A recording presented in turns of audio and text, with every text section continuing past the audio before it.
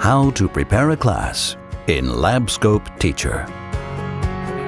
As a teacher, you give lectures in different classes.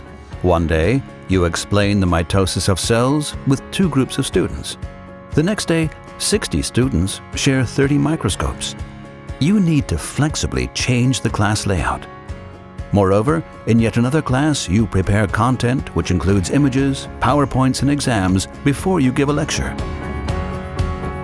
With Labscope Teacher from ZEISS, you can master this challenge in next to no time. Here's how it works.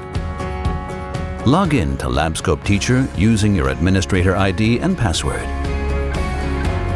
The software instantly recognizes how many microscopes and how many tablets are available within the network.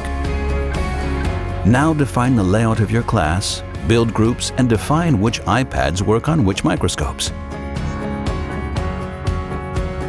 The icons show you the layout of your class at a glance. Name and save your class. After you create your own class, you copy the content to your class folder so that you can easily share those files with your students. Once done, you're ready for your next course. Labscope Teacher lets you easily build your classroom, and you can focus on what's most important: teaching. For further information, visit our website.